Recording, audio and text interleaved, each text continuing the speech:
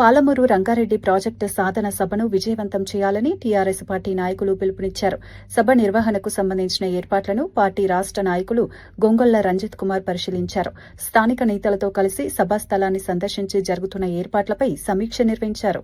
సభకు భారీ సంఖ్యలో ప్రజలు హాజరయ్యే అవకాశం ఉండటంతో అన్ని సౌకర్యాలు కల్పించేలా చర్యలు తీసుకోవాలని సూచించారు.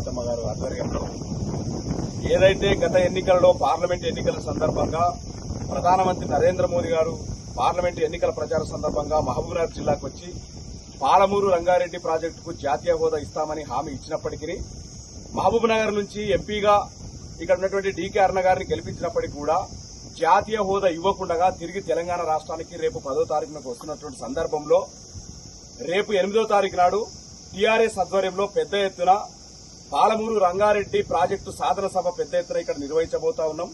ఈ రోజు ఇక్కడ ఉన్నటువంటి మేమంతా కూడా ఇక్కడ ఏర్పాట్లను పరిశీలించడం జరిగింది.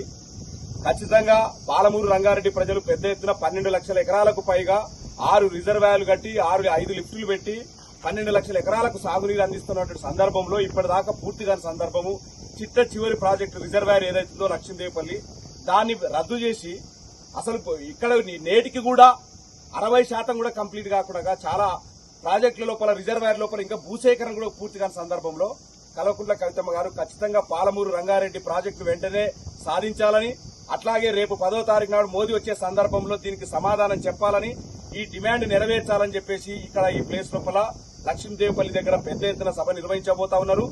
ఈ సభను పెద్ద ఎత్తున పాలమూరు రంగారెడ్డి ప్రజలు పెద్ద ఎత్తున రైతులు తరలివచ్చి ఈ సభను విజయవంతం చేయాల్సిందిగా విజ్ఞప్తి చేస్తా ఉన్నాం. జై కవితమ్మ.